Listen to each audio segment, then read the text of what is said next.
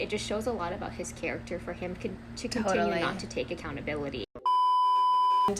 To give him this kind of unearned redemption arc when he didn't even apologize for what he did to Rachel, to me is just like, it's a continuation of the same.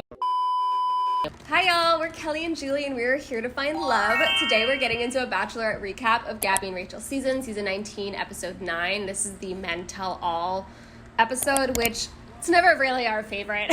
we always hate watching it, to be honest. Honestly, most seasons I'm like, can we just skip this and like not talk about this episode? But actually today we do have a lot to talk about. We kind of both had a lot of thoughts coming up as we were watching this pretty milquetoast episode, but I feel like we're gonna have a lot to get into today. We're gonna talk about Logan, we'll talk about Nate, we'll talk about Aven's hometown, which we did get at the start of this episode. So if you are new here, welcome. We're two dating coaches who analyze the relationship psychology and dating themes in reality TV shows, especially The Bachelor and The Bachelorette. So if you're into this sort of stuff, hit that subscribe button. We do this every week. So let's talk about the hometown that was barely shown, Aven State. So I did really like it. I thought that it showed really good chemistry between him and Rachel. Like, she got to meet his parents. It showed what it's like for skeptical parents to be on the show, have a line of questioning that's not mean-spirited, that's not this interrogation, that really shows like, okay, I'm protective of my son, but I'm also recognizing that you, Rachel, are a person sitting in front of me, and you're also a part of this love story. And if my son is bringing you back home, I do really respect where you're coming from. That's kind of it from the episode. Like, I felt like it was just like slotted in, and Jesse was like, time to offer like cruise ships and time to do advertisements for like movies and stuff. I still think the same thing. They're a really, really good match, but did we get anything new that made me think he has the edge? I didn't see it. We saw him and Rachel making out in the baseball stadium like on week 2, and I was like, oh my god, Epic. Aven, oh my gosh, there's some like they seem so into each other, and there's like all these sparks. But since then I just feel like either because we haven't seen them and they just haven't shown us anything of Aven and Rachel's love story, or because the two of them truly are just kind of like, you know, it like went like that and now it's just kind of slowly, you know, petering out. Maybe that's why we haven't seen a lot from them. But I did feel like in this episode, I was like, love Aven's parents, love their chemistry. I just don't buy that they like each other enough for this to end in an engagement. Him not really getting any like service in terms of like his personality and their love story just doesn't scream final rose energy. I do think he will make it quite far because they do seem like they have a really good connection. It's very secure. But I don't think Rachel is looking for secure. I think she is looking for like, Tino, hold me down, possess me, take me fully into your love story energy. I just think because of all of the trauma that Rachel has been through, she's not looking for just someone to offer a rose to. She's looking for someone that's like, I want you no matter what. That kind of all-encompassing, swoop you off your feet kind of love story. I feel like that's what she is looking for. Love to the point of like merging and like unhealthy possession. Like that kind of love is, I think, what she's like kind of craving. I hate it, but I feel like that's what she wants. I know. Homegirl wants that. Yeah. I want something better for Rachel because I love her so much. Like, even in this Men Tell All, like, I feel like she's just so gracious. She's just so soft and sweet and kind. I just want her to be, like, happy in a secure, healthy relationship. And I feel like Aven could give her that. I feel like Zach could give her that. But I do think that at the end of the day, it's going to be Tino, so... It's Tino, and it's Eric for Gabby. It's so obvious. Do you think that Aven has like final rose energy? Do you think he's gonna make it very far to the end? I just don't totally see it, but we could be missing something.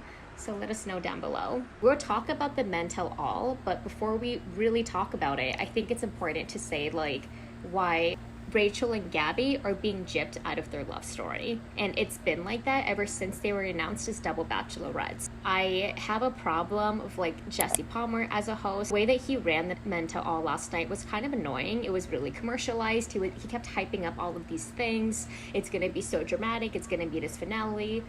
My problem is I don't really care. I don't really want a dramatic love finale. Rachel and Gabby, it's clear that they're in it for the love story. They're in it for what the show promises, which is a love experiment of these men being handpicked for them. And I felt like with the Men Tell All last night, which some of the men got to on stage, it's like, how could you not know who you were interested in off the bat? Like, these guys were kind of playing into the fact that it was also their season. They were treating it like, in my opinion, like a Bachelor in Paradise edition, so they just didn't have to put their whole heart into it. I think the men that were able to choose the woman clearly are the men that kind of stayed the longest. The guys that were waffling a little bit were the ones that were kind of like, you gotta go. Like with The Bachelor and The Bachelorette, I just wish they would choose a lane. Be a love story that you really show people who are in it for like the novelty of the experience because they've seen them on previous seasons and they want to be with them. Don't also go for the fact of being this like drama content factory of like it has to be dramatic, people have to be crying at the end, we have to edit, you know, Eric and Tino a certain way, because I feel like that's why I can't be so critical of them. They're not getting the proper edits. As frontrunners, it's weird that they're continuing to get villain edits until the very end. Like, the hometowns for Eric kind of changed that, but Tino, they really doubled down on that, and that's so confusing to me, because now they have to deal with the backlash when they start, like, the Bachelor rounds, and they go on all of these TV shows, and it just feels like, I don't understand why The Bachelor can't choose a lane. Like, we know Bachelor in Paradise is correctly marketed, but everything with The Bachelor and The Bachelorette is so heavy-handed. I do think it should be people above the age of 25. Scientifically speaking, it's just like that's when your prefrontal cortex develops. That's when you develop and mature as a person. It's essential for like complex behavioral performance. It helps with executive brain function. You can't choose to have like an engagement on national TV at the age of like 23, 24 and really know who you are at that stage. I didn't really like any of their apologies on stage. I didn't really like Nate, and I used to stand for Nate really hard.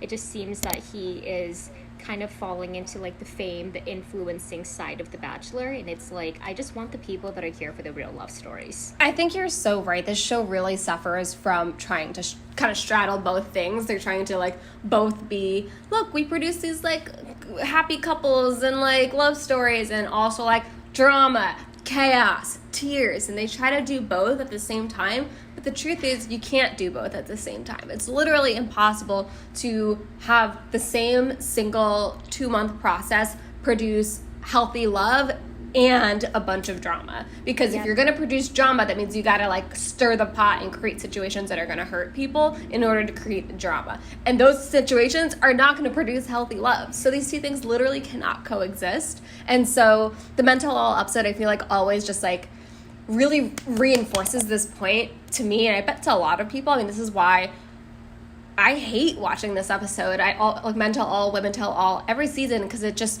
to me, it shows the hand of production, which this is so much more about the drama and like who can get in the punchy lines and who can like have the mic drop and who can whatever, you know. It's always so much more about that drama. And the Men Tell All episode, it just kind of like reveals that this is always kind of the back end of what production is thinking about. It's how can we create the most dramatic moments, even at the expense of, you know, healthy love and creating healthy relationships. It makes me feel like, what are we doing having all of these, like doing all of this like Bachelor recap content? Like, just kidding. Back it up.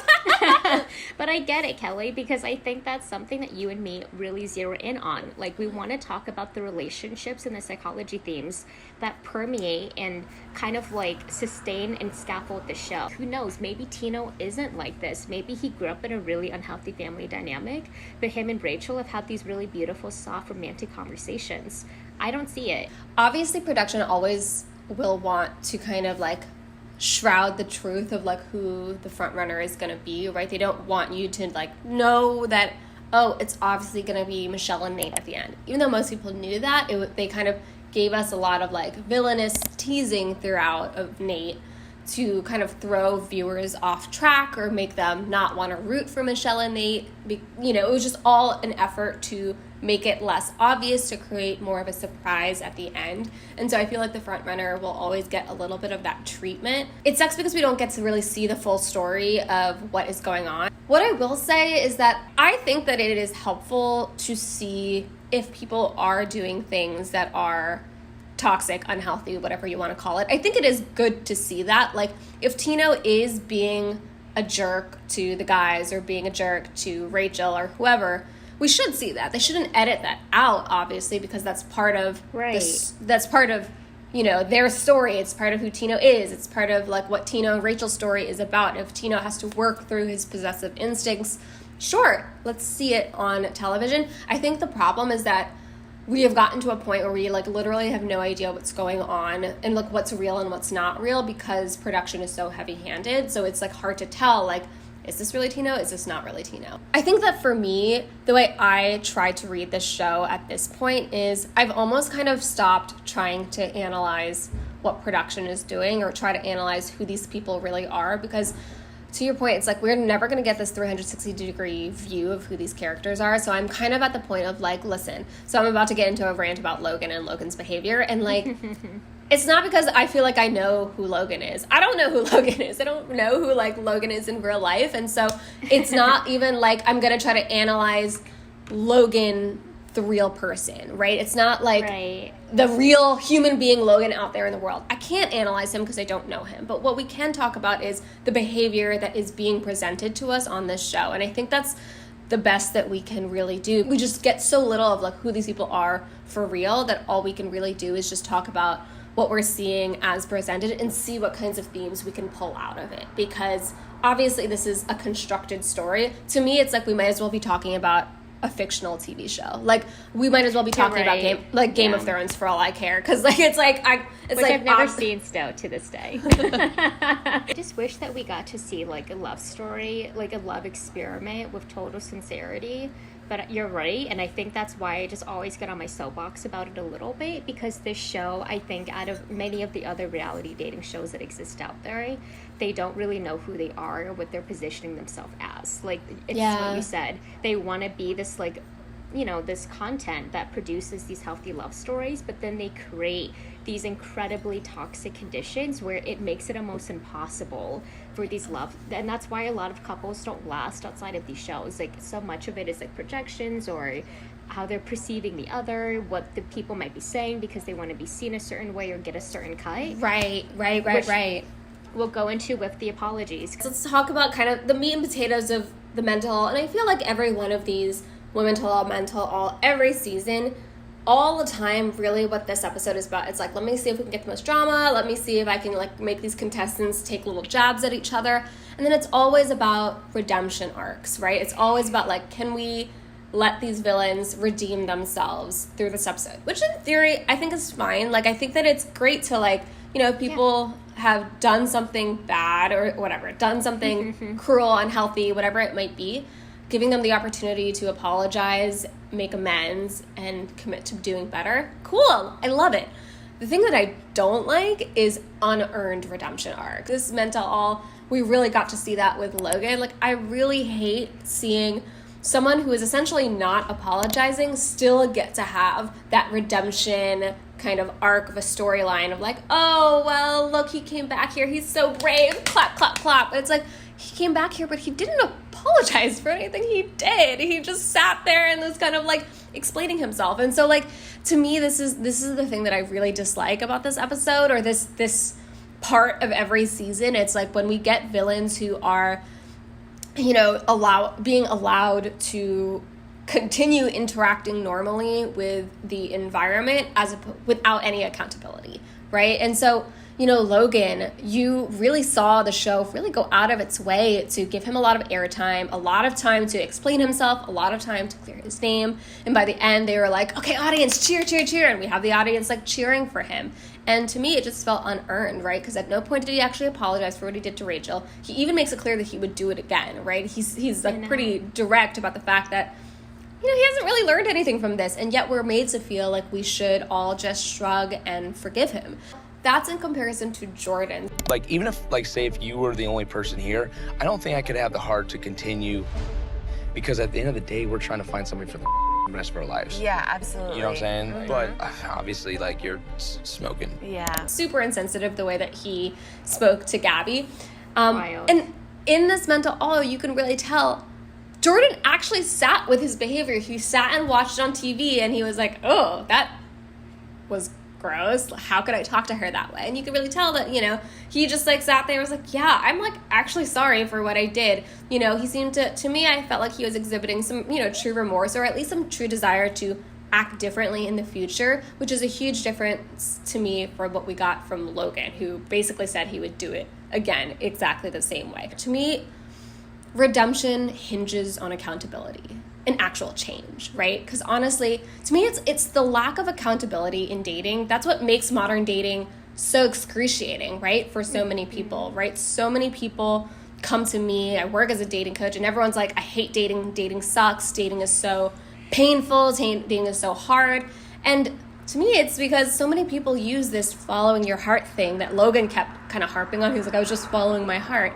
You know, they use that as kind of an excuse to be careless and to be reckless with other people's emotions. And I think everyone suffers from it, right? And it's that lack of clarity, it's the games, it's the dishonesty, it's the ghosting. All of it comes back to this lack of accountability and this kind of like glut of selfish behavior. That to me is the thing about Logan, right? He basically says, I was just following my heart. You can't be mad at me for following my heart, right? That was his main point. And I just think that's BS. Following your heart is not an excuse to hurt people. Following your heart it's not like a get out of jail free card. Following your heart doesn't mean that you are suddenly allowed to hurt people to get what you want, because modern dating it suffers from this epidemic of selfishness already. So let's like stop pretending that being true to yourself is some noble quality. Like there's a lot of that already happening, and if you're being true to yourself, it's not like you can do no wrong. I feel like we need to just call this what it is. It's just a way to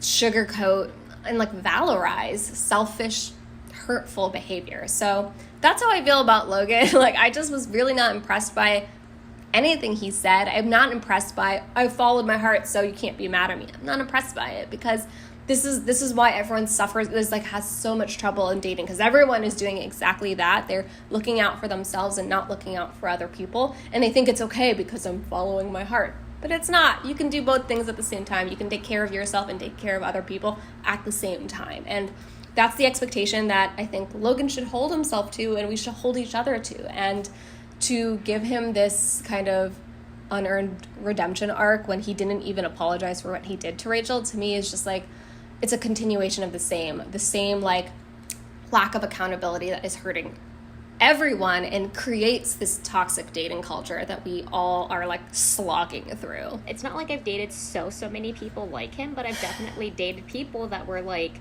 and worked with clients who have been hurt by these people's behaviors in terms of like, I need to center myself, my journey, my love at all costs. And it's like, yeah, totally, but there was this vulnerability that this person expressed to you that means something. Hold it with some kind of tenderness. Like, just appreciate the fact that like it takes two people to be in a relationship, and it takes two people to get out of it. He kind of completely undercut all of the pain that Rachel had been through.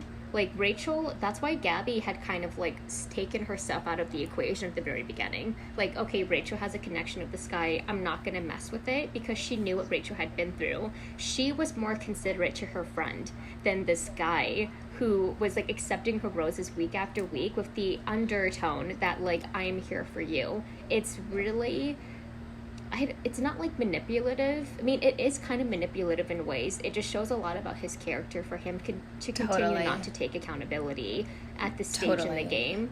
And I hate that he was one of the more like popular guys on Bachelor in Paradise. I mean, Shanae even made an appearance, which goes to show you that like bad behavior, at least in the Bachelor world, does get rewarded because it gives them ratings. Yeah. I hate half of the people on that beach, not because of who they are, but because of what they represent. Like the way that they inflicted harm to other people because it's their love story. So we're just going to see a continuation of that. At least Bip is more honest about, like, this is what it is versus The Bachelor. Exactly. I think that's really well said. The problem with Logan was never that he wanted to switch to Gabby. No one cares that he wanted to date Gabby. It's fine. The problem was that he continued to lead Rachel on and take her roses and put her in this increasingly vulnerable position even after he knew he wanted Gabby. That was the problem. The problem was that decision to put Rachel in harm's way for his own following his heart, right? And it's like, that's the thing. It's like the fact that he wouldn't apologize for that and the show kind of just lifted him up, even though he didn't apologize for that. That to me is the problem. Never trust a guy who is willing to be reckless with your emotions while he is figuring things out or following his heart. Because you know what? At the end of the day, he's going to pick what's best for himself at the end, even if it puts you in harm's way. And I wish the show would acknowledge how unhealthy that is instead of just letting him kind of lift back to the surface on BIP.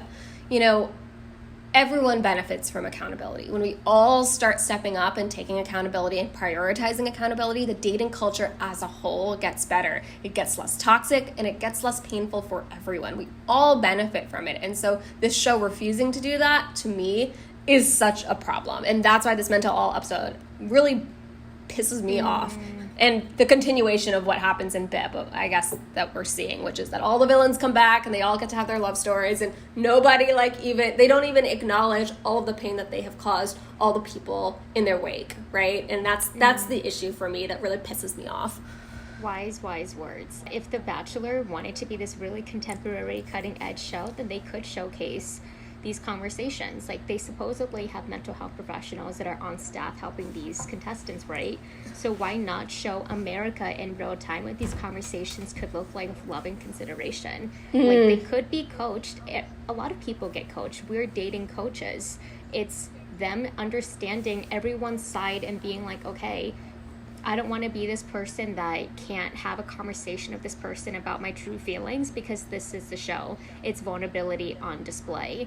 The Bachelor had a really missed opportunity. They kind of let them flail for the editing that we get in these like really quick videos. By the way, guys, if you're enjoying this conversation, do us a favor and hit the like button on this video. It really helps us out a lot.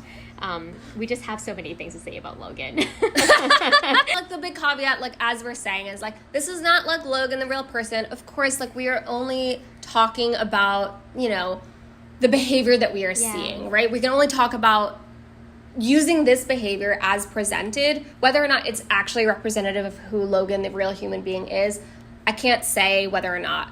I can't say anything about that, but what we can say is, like, we can look at the behavior as presented and identify what was and wasn't okay, right? We can talk about that behavior and talk about, like, we can use that as the jumping off point for discussion, which is what we're trying to do. Good counterpoint to your point, Julie, of like what a maybe healthier way of moving through this conversation could have been is, I think Jordan, like, he didn't, to me, the real issue with Logan, we know what the issue with his behavior was, but on stage at the Mental All, to me, the problem was that he was defensive, right? He spent most of the time that he was on stage or in the hot seat, he spent that just kind of explaining, here's why I did what I did, here's why you shouldn't be mad at me, here's why I shouldn't be judged, here's why I'm still a good guy. That's defensiveness, right? Everything he was saying was about defending his actions. It wasn't about trying to express remorse. Wasn't about trying to make amends to Rachel. And over-explaining, that is a symptom of defensiveness. It's a good indicator that someone is not sorry. In comparison to Jordan, who at no point tried to defend his actions. He was just like, yeah, that was shitty. I shouldn't have done that, right? He was just point blank, like, no defense. He's not trying to say, like, look, I'm a good guy. He was just like, no, that was bad. I need to become a better person. Like, he was just straight up like, yeah. And I thought that was admirable. Listen, like, that's all I need. When someone makes a mistake or does something like that, all I need you to do is just say, like, hey, that sucked. I don't want to do that again. I was so awful to you. You don't deserve that. I'm sorry. That's all you need to say. And the fact that Logan couldn't say that and was praised nonetheless, that's really what the issue is. And it's to your point, it's condoning it, right? We're making it that much more likely that others are going to do the exact same thing, the same heartless, cruel thing, because they see that they can get away with it. In fact, they get rewarded for it with Bachelor in Paradise, like hero edit, What do you all think about Logan? Were you impressed by his apology at the Mental All? Did you feel like you forgave him and are ready to see him on BIP? Or is anyone else like us still kind of pissed? Let us know down below. We're obviously covering Bachelor in Paradise, everyone, so like tune in to our weekly episodes. But watch us continue to be angry. Watch our vitriol. But I think that something I noticed was like, oh my god, there were so many bad actors acting in bad behavior and bad faith on the beach this season. And I can't help but think, like, even Shanae and like her ableism comments that were super, super problematic. Elizabeth was not on the beach, by the way. I saw that she decided not to join the season because she just didn't want to be in the presence of someone that like bullied her for her Right. ADHD. It's Right. just like, why is Shanae being featured? And I know she's a person, I know that she knows that she was on a TV show, but I just hate that the show can't get their messaging correct. Who are you? Are you a love story, or do you want to just funnel these characters into Bachelor in Paradise? You can't have both. Yeah, the Shanae one really pissed me off too. Again, it's like, sure, I'm sure Shanae, maybe she's a fine person in real life, I don't know. But like, you know, the fact that she really just bullied someone for their ADHD, and that was never addressed. She never apologized for that. We never got to come back and have any kind of real resolution to that. And she's still getting to go off to the beach. That's the issue, right? That's what we mean when we talk about lack of accountability. It's like, well, I don't see why other people wouldn't just keep behaving like Shanae or like Logan, because clearly Right. these people are getting rewarded for it. Why should you do the kind thing? You don't have to be kind. You'll get on TV anyway. Like, who cares? You know what I mean? Like, TV is still going to valorize you because you're hot. I'm upset that we don't get to see real love stories. But the thing for me is like, God, I just at least uplift healthy relationship skills. At least uplift people who are treating each other well. Real life love is already dramatic, right? All love stories have drama and, you know, Exactly.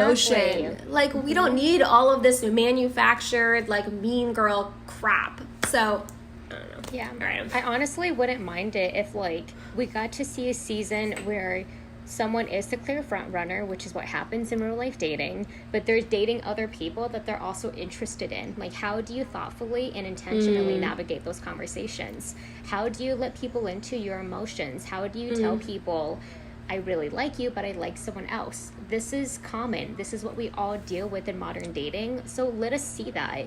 Don't let us see all of this toxic drama that the show continues to like uplift and amplify.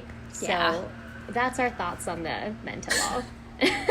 All right, if you've watched this point of the video and you're not subscribed to our channel yet, make sure you hit the subscribe button. We do this every week. I know we spent a lot of time today venting about how much we're like pissed off at this show. Join but us in the comments below. We can't be the only ones. I know. It You can't guys just be be us. angry also, right? Get in the comments. Be angry. Let it out.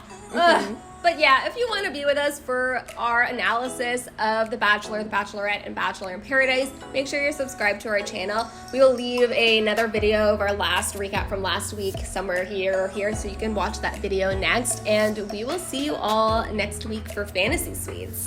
Ooh. Bye. Bye!